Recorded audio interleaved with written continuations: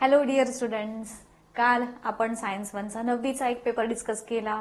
आजही मी एक तुम्हाला पेपर तुमच्यासोबत शेअर करणार आहे. सायन्स 1चाच आहे. आता आज मी तुमच्यासाठी एक टास्क दिलेला आहे. कालच्या पेपरमध्ये मी जसं तुम्हाला प्रॅक्टिस पेपर सोडवण्याचं महत्त्व काय असतं सांगा बरं. ते यासाठी सोडवायचे की खूप सारे पेपर जेव्हा आपण नजरेखालून घालतो तुमच्या हे लक्षात येतं की कोणत्या पॉइंटला काय वेटेज आहे, कोणते कोणते प्रश्न रिपीट होतात आणि 100% मी तुम्हाला सांगते ह्याच पेपरमधले प्रश्न तुम्हाला पण विचारतात. 4-5 पेपर तुम्ही सोडवलेत समजा, त्यातले काही ना काहीतरी प्रश्न रिपीट होणार की नाही. हा मेन फायदा असतो प्रॅक्टिस पेपर सॉल्व्ह करण्याचा. सो ज्यांना ट्राय आहे त्यांनी आता लिहायला तर आपल्याला वेळ नाही, ओरली सरी नक्की प्रत्येक प्रॅक्टिस पेपर हा ओरली तुम्ही सॉल्व्ह करायचा आहे. ठीक आहे. सो आज पण मी सायन्स 1चाच पेपर आणलेला आहे, तुमच्यासोबत शेअर करत आहे. बरेचसे प्रश्न बघा आता तुमच्या लक्षात येतील. कालच्या पेपरमध्ये आणि आजच्या पेपरमध्ये हे रिपीट होत आहेत. बघून घ्या. आज आन्सर्स पण आपण थोडी डिस्कस करतोयच. मॉडेल आन्सर्स काय लिहिलं पाहिजे वगैरे तोही पार्ट मी तुम्हाला सांगेन. थोडा त्याच्याशी रिलेटेड थिअरीचा पार्ट देखील मी सांगेन, सो दॅट ज्यांचे काही कन्सेप्ट थोडेसे क्लिअर नसतील ते कन्सेप्ट क्लिअर होण्याला देखील मदत होईल. सो हा पहिला प्रश्न आहे, work done on an object does not depend on dash. So इथे 4 ऑप्शन दिलेत. इनिशियल व्हेलॉसिटी हे त्यातलं करेक्ट ऑप्शन असेल. त्यानंतर if the velocity changes by equal amount in equal time, त्याला युनिफॉर्म ऍक्सलरेशन म्हटलंय. त्यानंतर आता इथं changes by equal amount in equal time intervals then object is said to be in uniform acceleration, ते झालं. त्यानंतर in order to measure the electric current flowing through the circuit we connect the काय connect करतो, current मोजायचं आहे, ammeter आपण connect करतो. Potential difference मोजायचा असेल व्होल्टमीटर हे करतो. करंट फ्लो होतोय की नाही हे चेक करण्यासाठी, प्रेझेन्स ऑफ करंट चेक करण्यासाठी बल्ब, आणि प्लग की जस्ट तुमचं बटन ऑन ऑफ करण्यासाठी किंवा सर्किट आपलं ब्रेक आणि कंटिन्यू करण्यासाठी. 1 हॉर्स पॉवर हे 746 वॅट आहे. If the displacement of an object is 0, the actual distance travelled by, आता डिस्प्लेसमेंट हे ऑब्जेक्टचं 0 आहे, actual distance may not be 0, बरोबर की नाही. एक ऑब्जेक्ट आहे, गोलाकार फिरून आला, पुन्हा त्याच जागी आला, त्याचं डिस्टन्स हे कव्हर केलेलं असेल तर वेगळं असेल आणि डिस्प्लेसमेंट मात्र 0 असेल. सो डिस्प्लेसमेंट 0 ह्याचा अर्थ डिस्टन्स पण 0 असेल असं काही नाही. सो ऑप्शन नंबर 1 झाला. फाईन ऑड वन आउट इथे दिसतील तुम्हाला. हे सगळे ऍसिड आहेत, हा बेस आहे म्हणून हा ऑड वन आउट झाला. इलेक्ट्रिक चार्जचं याच्यामध्ये युनिट विचारलेलं आहे. चार्जचं युनिट कुलोम आहे, करंटचं युनिट आपण म्हणतो ओहम, आणि पोटेन्शियल डिफरन्ससाठी आपण रेझिस्टन्स युनिट ओहम, आणि पोटेन्शियल डिफरन्ससाठी व्होल्ट. त्यानंतर state whether the true or false, unit of deceleration is metre per second. So acceleration deceleration दोन्ही एकच झालं. ऍक्सलरेशन जे आहे ऍक्च्युली इथं मीटर पर सेकंद आहे. सो इथं डिसलरेशन म्हणण्याच्या ऐवजी आपण ऍक्सलरेशन म्हणूयात, ऍक्च्युली ट्रू म्हणता येईल इथे. So SI unit of acceleration is metre per second, not deceleration, असं तुमच्या पुस्तकाप्रमाणे येईल. मी जर असेल तर डिसलरेशन म्हणजे निगेटिव्ह ऍक्सलरेशन आहे. सो निगेटिव्ह ऍक्सलरेशन हे ऍक्सलरेशनच झालं एक प्रकारचं, आणि त्याचं युनिट मीटर पर सेकंद आहे. सो ते दोनही त्याच्यामध्ये लॉजिक येऊ शकतात. तुमचे टीचर तिथं काय यूज करतील हे सांगता येत नाही. मी दोन्हीला पण बरोबर दिलं असतं, कारण डिसलरेशन म्हणजे निगेटिव्ह ऍक्सलरेशन. आणि मग काही म्हणतील पुस्तकात डिसलरेशन नाही ऍक्सलरेशन दिलंय, मग ऍक्सलरेशन बरोबर. Name the following. In the industrial sector the unit used to measure power, electrical power मोजण्यासाठी आपण काय वापरतो ते मला तुम्ही सांगायचं. आता सगळं मी नाही सांगणार. इथं हिंट देते. एक हॉर्स पॉवर असतो, अजून कुठले काय प्रकार असतात, तर नक्की ह्याच्यातला इंडस्ट्रियल सेक्टरमध्ये आपण कुठले यूज करतो ते मला तुम्ही कमेंट करून सांगायचं. हे पण तुम्ही मला सांगायचंय. Relationship between displacement and time, जर एस, आता हे ओळखायची एक टेक्निक आहे. कसं ओळखायचं? डिस्प्लेसमेंटसाठी आपण एस वापरतो, टाइमसाठी टी. सो 3 इक्वेशन आहेत. V is equal to U plus AT, S is equal to UT plus half AT square, आणि V square is equal to U square plus 2as. So कोणतं equation कशातलं हे आहे असं काही त्याचं हे नसतं, पण ही हिंट आहे, ही एक टेक्निक आहे की ती लक्षात ठेवून तुम्ही कोणतं इक्वेशन कोणत्या 2 एंटिटीज मधलं रिलेशन आहे हे सांगू शकता. जसं डिस्प्लेसमेंटसाठी एस, टाइमसाठी टी आहे. So S is equal to UT. पहिलं आणि शेवटचं लेटर बघायचं त्या इक्वेशनचं. सो पहिल्या आणि शेवटच्या लेटरमध्ये जे असतील ते म्हणजे त्या दोन एंटिटीज मधलं रिलेशन असणार आहे. मग आता इथं कोण दिलंय? व्हिलॉसिटी आणि टाइम. सो व्हिलॉसिटीची व्ही, टाइमसाठी टी, असं कोणतं इक्वेशन आहे ज्याच्यामध्ये सुरुवातीला व्ही आणि टी आहे शेवटी, किंवा असं उलटसुलट, ते मला कमेंट करून सांगायचं. 3 पैकी कुठलं इक्वेशन इथं येईल. त्यानंतर ऍटम ऑफ मॅग्नेशियम आला का? हा प्रश्न कालच्याही पेपरमध्ये होता. दोनही शाळा वेगळ्या वेगळ्या, पूर्ण वेगळ्या, गावं वेगळी, जिल्हे वेगळे, शाळा वेगळ्या, पेपर मधला प्रश्न सेम. सो हा प्रश्न काय? सोडियम आणि मॅग्नेशियम जे आहेत, मॅग्नेशियमचा ऍटम स्मॉलर का आहे? तर सोडियम आणि मॅग्नेशियम मध्ये नंबर ऑफ शेल्स, आता ह्याचं एक्सप्लेनेशन मी काल दिलेलं नव्हतं, थोडीशी गडबड होती, काही जणांनी मला विचारलं नंतर ते, सो मी तुमच्यासाठी सांगते बघा. मॅग्नेशियमचं कॉन्फिगरेशन 282 आहे आणि सोडियमचं 281. दोघांच्या मध्ये नंबर ऑफ शेल्स सेम आहेत. सो ज्या ऍटम्स मध्ये नंबर ऑफ शेल्स सेम असतात त्यांच्यामध्ये लहान किंवा मोठा कसं ओळखायचं?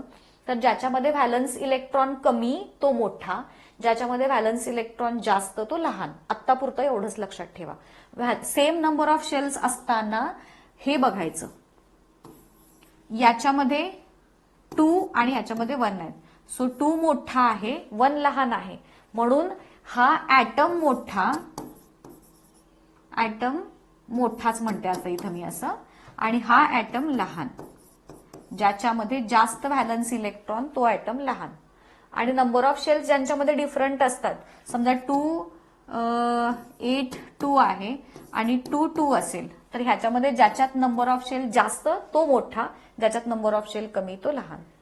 सो हे लक्षात आलं. म्हणून मॅग्नेशियम हा ऍटम जो आहे तो स्मॉलर आहे. फोर्स ऑफ अट्रॅक्शन जास्त असतात ऍक्च्युली त्याच्यामध्ये. नंबर ऑफ शेल ज्याच्या आपण जेव्हा बघितलं, व्हॅलन्स इलेक्ट्रॉन ज्याच्यामध्ये जास्त असतात त्या व्हॅलन्स इलेक्ट्रॉन आणि न्यूक्लियस मधले प्रोटॉन ह्यांच्यामध्ये फोर्स ऑफ अट्रॅक्शन जास्त असतो. So the electrons get more attracted towards the centre, आणि म्हणून तो ऍटम लहान. ज्यांच्यामध्ये कमी व्हॅलन्स इलेक्ट्रॉन त्यांच्यामध्ये प्रोटॉन आणि इलेक्ट्रॉन मधला फोर्स ऑफ अट्रॅक्शन कमी, म्हणून तो ऍटम मोठा. Work done by on an object moving with uniform circular, हाही प्रश्न रिपीट आलाय. युनिफॉर्म सर्क्युलर मोशन मधलं वर्क डन हे 0 का असतं? बिकॉज डिस्प्लेसमेंट आणि फोर्सची डायरेक्शन 90 डिग्रीज मध्ये असते, म्हणून 90 डिग्रीज मध्ये असताना 0, म्हणून हे 0. हाही प्रश्न, हे दोनही प्रश्न रिपीट आहेत. 2 बल्ब्स, हाही प्रश्न 2 बल्ब वाला होता आय थिंक कालच्या पेपरमध्ये. Connected in a circuit, filament get burned but both are connected in such a way that overall resistance bulb become 40. The filament does not get burned. तर हाही तुमच्या पुस्तकामधला प्रश्न आहे. सिरीज पॅरलल मधलं वगैरे ते बघून घ्या. त्यानंतर complete the flow chart. Example दिलेत. Classify according to their acidity, म्हणजे हे बेसेस आहेत. सो इथं आपण टाइप्स ऑफ बेसेस किंवा बेसेस असं म्हणू शकतो. बेस किंवा टाइप्स ऑफ बेस. आता इथं CaOH ट्वाइस आहे, अल्युमिनियम हायड्रॉक्साईड आणि पोटॅशियम हायड्रॉक्साईड आहे, कॅल्शियम हायड्रॉक्साईड.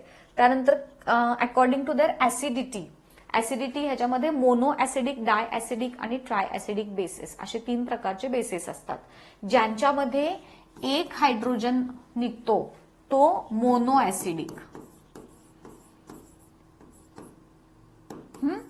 ज्यांच्यामध्ये इथं 3 OH आहेत, हायड्रोजन नाही सॉरी OH, 3 OH आहेत की नाही ह्याच्यामध्ये, सो हा try acidic.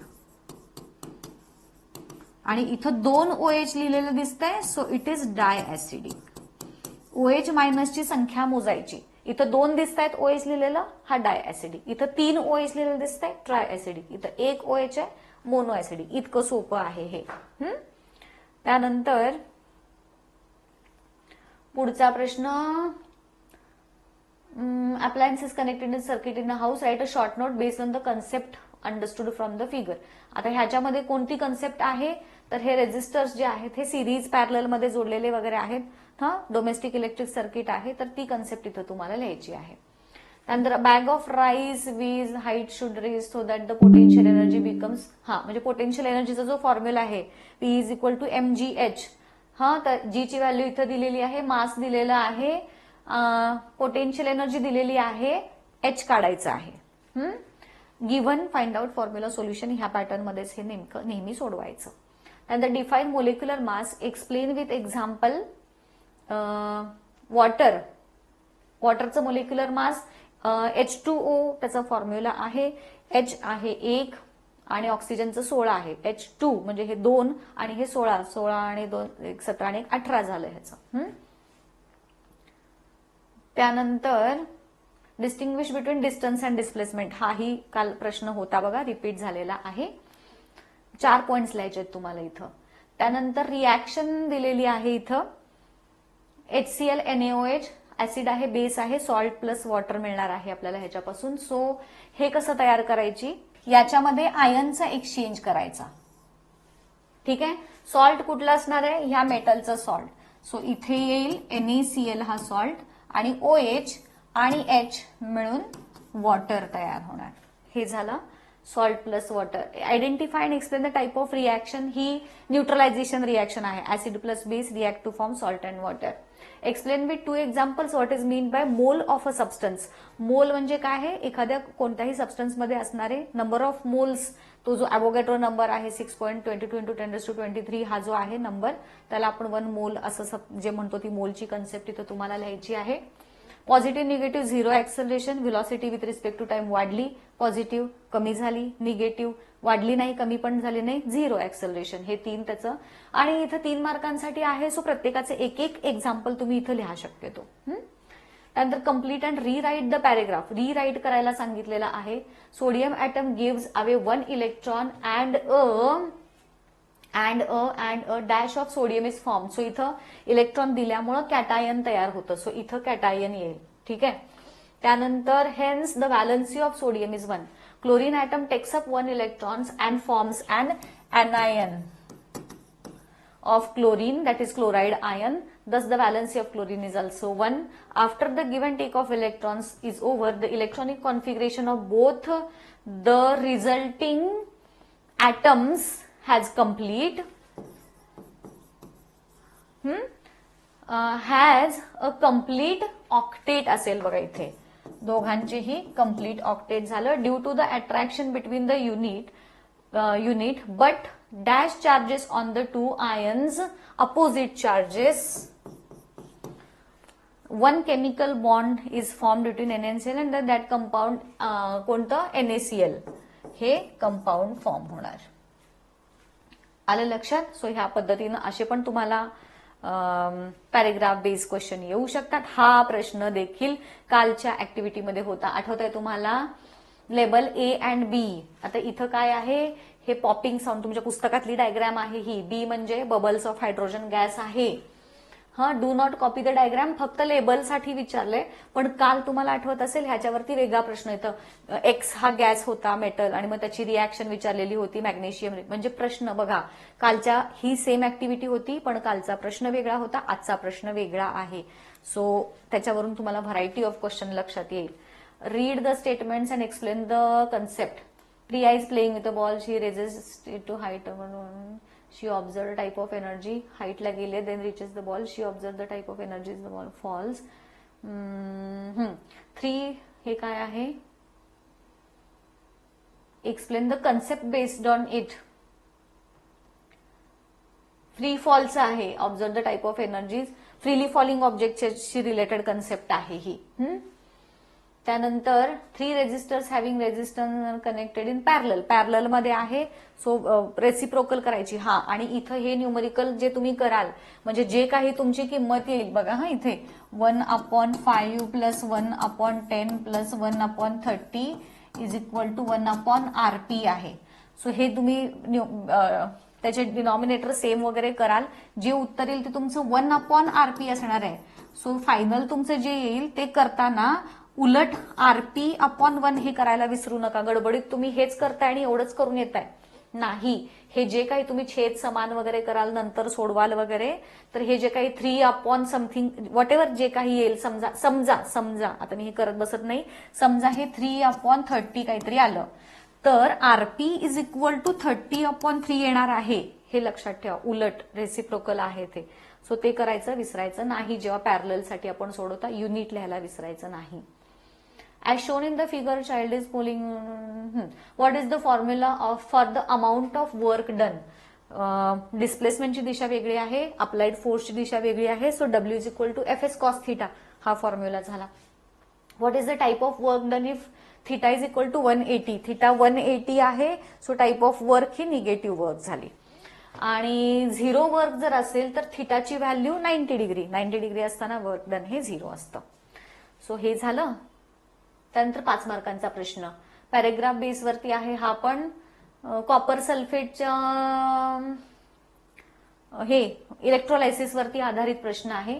Ions of which element get deposited on the cathode, cathode वरती कॅटायन, कॅटायन म्हणजे कॉपरचे आयन. सो इथं कॉपर जे आहेत, कॅटायन म्हणजे पॉझिटिव्ह आयन, इथं कॉपर आहे, सो ते झालं. त्यानंतर colour of the solution blue colour, copper सल्फेटचा रंग ब्लू आहे. In this decomposition of the solute in the solution takes place, electrolysis त्याला म्हटलं आपण, त्या प्रोसेसला म्हणायचं electrolysis. Cathode reaction, anode reaction, ह्याच्यामध्ये कॅथोड रिॲक्शन मध्ये हे करून ठेवा, वॉटर किंवा कॉपर सल्फेटचं हे जे इलेक्ट्रोलायसिस आहे तुम्हाला कंपल्सरी येणार परीक्षेमध्ये, एक काहीतरी 5 मार्कांसाठी जे असतात त्याच्यात. सो वॉटर आणि कॉपर सल्फेट दोनच आहेत, व्यवस्थित त्या रिॲक्शन्स करून ठेवा.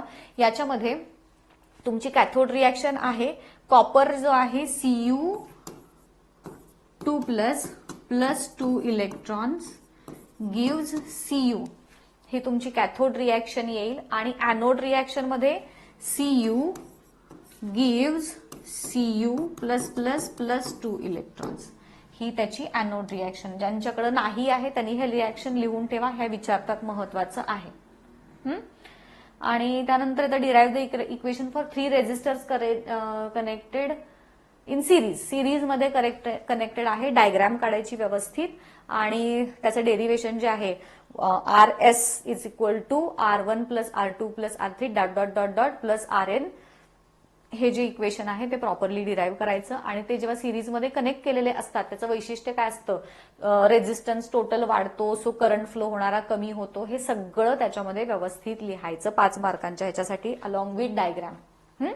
सो हा झाला तुमचा सायन्स 1चा पेपर. दुसरा इथेच थांबणार आहे. कसा वाटला व्हिडिओ मला नक्की कमेंट करून सांगा. पुढच्या व्हिडिओमध्ये मे बी आपण सायन्स 2चा पेपर डिस्कस करू. ठीक आहे, सो थांबूयात. All the best. थँक्यू.